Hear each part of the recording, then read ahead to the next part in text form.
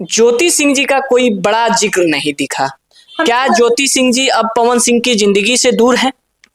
नीलम भाभी, हमारी भाभी, तो आप कैसे भूल गए कि प्रेजेंट में अभी भाभी कौन है? चुनाव के बाद तो ज्योति सिंह जी लखनऊ चली गई थी, बताया जा रहा था कि लखनऊ में हैं और एक नन्हा मेहमान भी आने वाला है। एक कुंवारी लड़की से बार बार पूछ रहे थे कब प्रेग्नेंट हुई थी आप, अक्षरा सिंह के बारे में। शुभांकर मिश्रा जी कहीं ना कहीं बेबाकी से सवाल करते हैं और सवाल करने के लिए उनको जाना जाता है।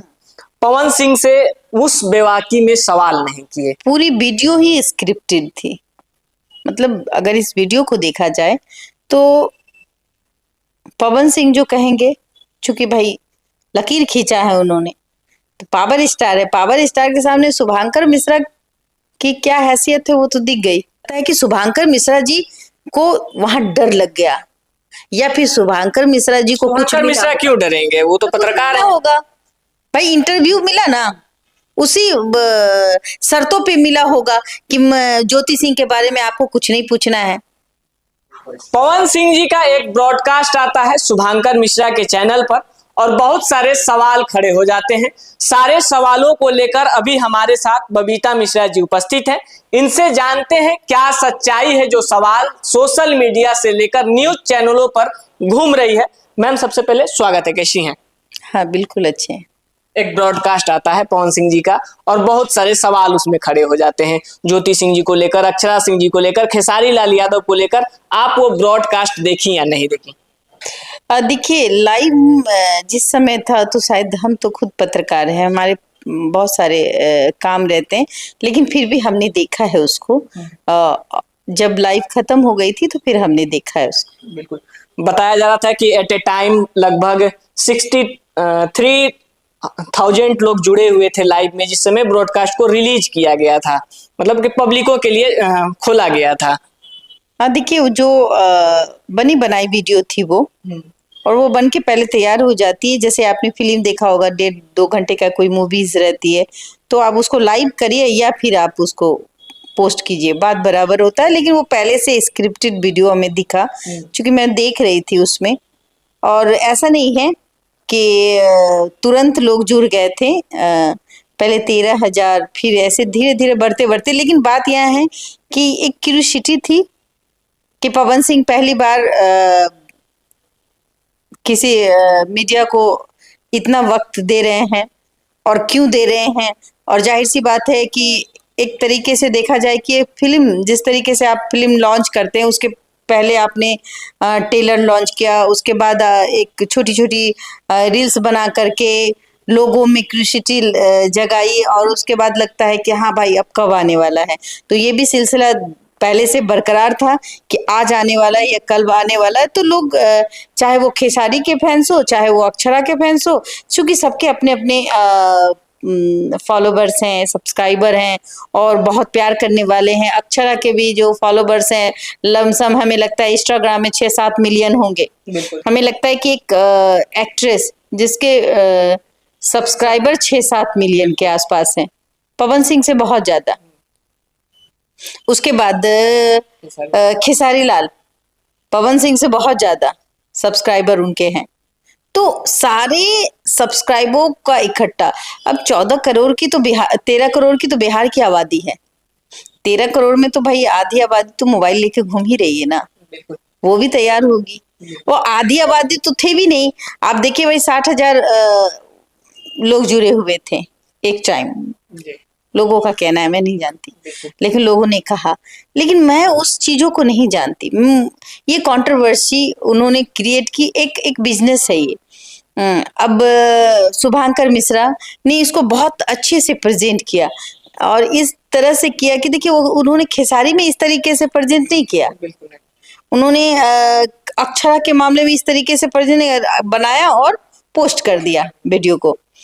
लेकिन जब पवन सिंह की बात आई तो उन्होंने अक्षरा के ने क्या कहा, पवन सिंह ने क्या कहा, हाँ, तो इन सब चीज को छोटे छोटे रील्स में डाला गया, लोगों के अंदर इच्छा जताई। तो अब जिनके फैन थे वो भी सोचे अच्छा क्या बात है।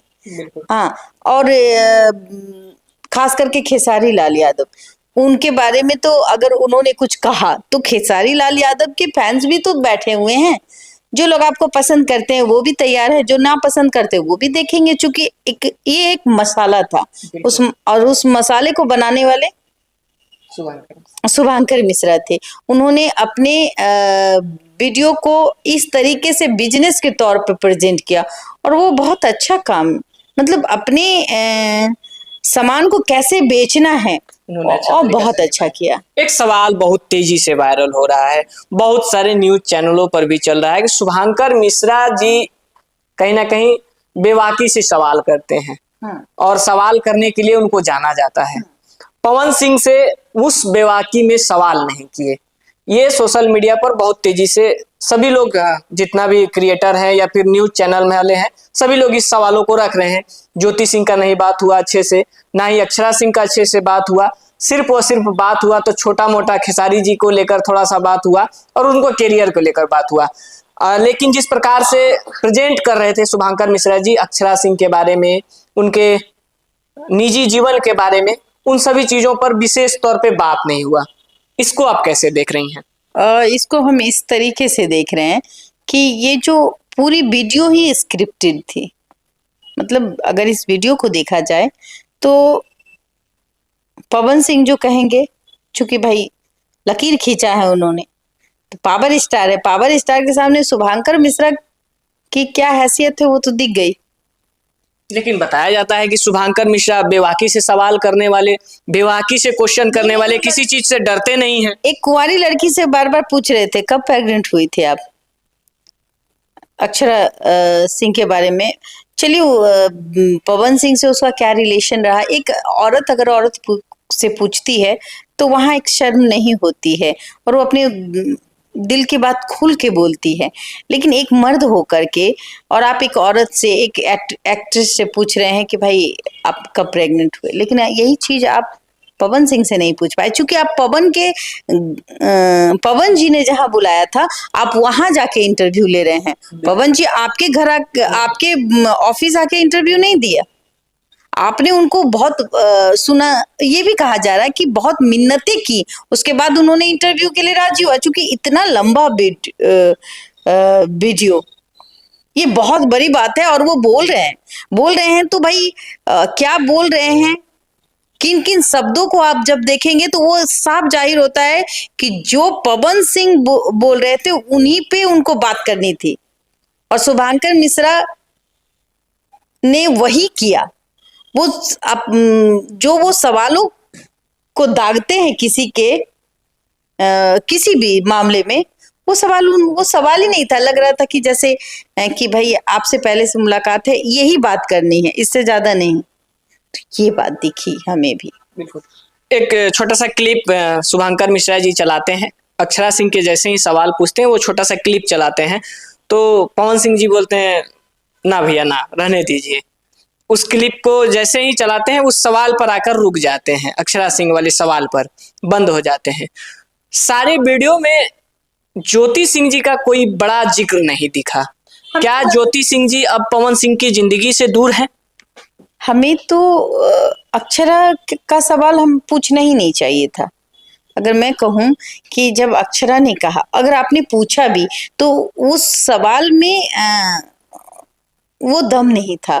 फिर आपने खेसारी लाल यादव के बारे में पूछा, आपने एक और बातें कही कि भाई नीलम भाभी हमारी भाभी, तो आप कैसे भूल गए कि प्रेजेंट में अभी भाभी कौन है?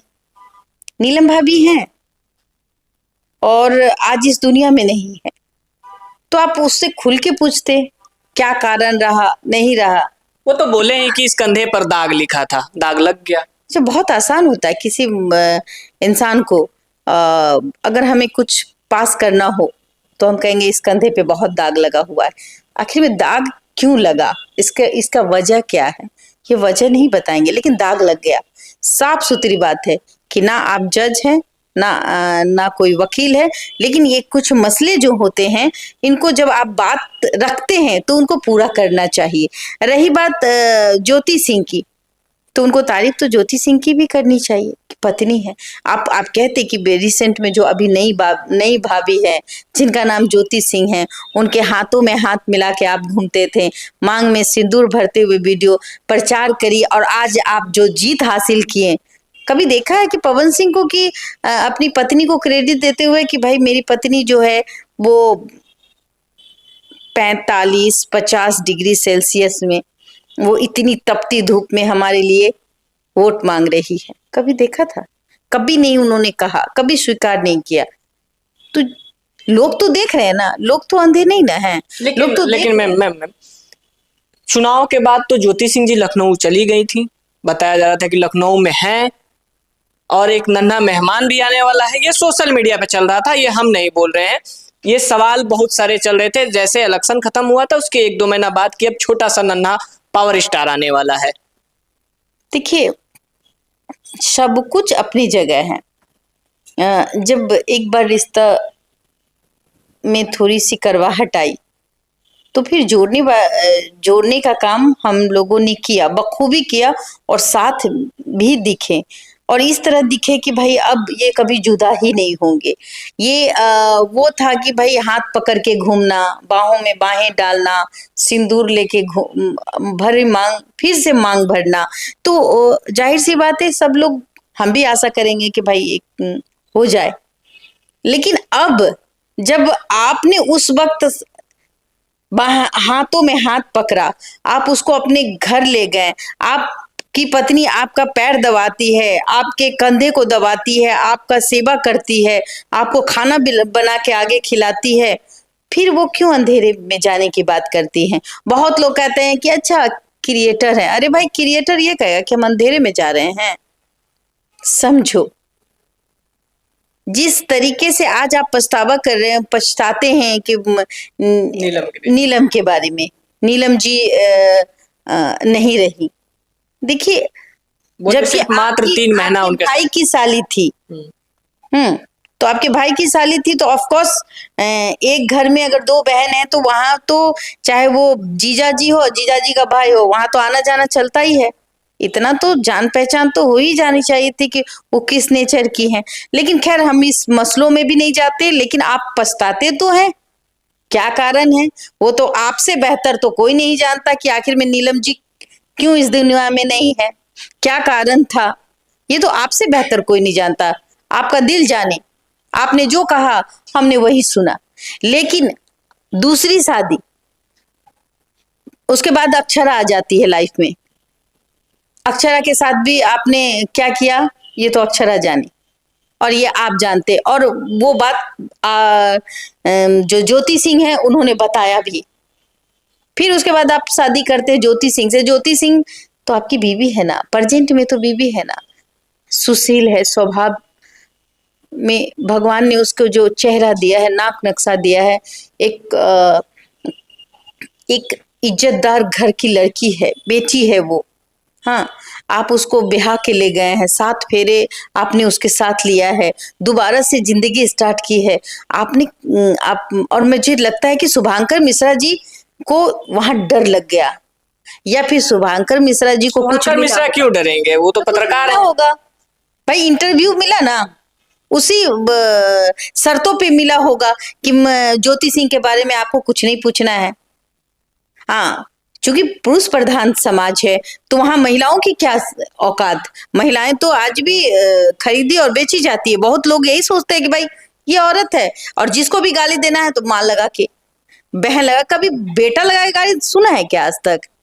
किसी को भी बहन और माँ इतनी सस्ती है हमारे समाज में, और खास करके बिहार में लोगों की गालियां जो है वो इस प्रकार होती है, माँ लगा के, बहन लगा के, हाँ बेटी लगा के, बेटी लगा तक करके कोई गाली लिखते हैं। तो आप सोचिए कि हमारा समाज कितना नीचे स्तर पे जा रहा है। बेटियों की क्या हैसियत है, बेटी, और वो भी कब? वही बाप जो माता पिता है उस बच्ची को जन्म देते हैं, वो माता पिता अपने बच्चों को गाली नहीं देंगे, लेकिन उसको गाली देने वाले कोई तीसरे शख्स हैं जिसकी हैसियत भी नहीं है, लेकिन उसको गाली दे देंगे। अपने बच्चे को गाली नहीं देंगे। अपने बच्चे को कोई एक थप्पड़ मार दे तो उससे लड़ाई करने लगेंगे, मेरी बेटी को क्यों मारा, राइट। लेकिन किसी और की बेटी को आप गाली देंगे, क्यों भाई? बेटी है तो आप उसका यूज करेंगे, आप उसके साथ उसको यातनाएं देंगे। शादी के नाम पर जब शादी हो जाती है तो भाई यहाँ शादी हो गई, बाल बच्चा नहीं हुआ तो लड़की को दोष। तो कितना दोष आप किसी एक लड़की को दीजिएगा, कितना तमाशा बनाइएगा समाज में। मैं ये नहीं कहती कि सारे पुरुष खराब हैं, सारे जो मर्द है वो खराब है, लेकिन हाँ अगर देखा जाए तो 50% मर्दों में, अगर आबादी में की बात करो 50% मर्दों में, तो अगर 35% मर्द की जो सोच है वो तो यही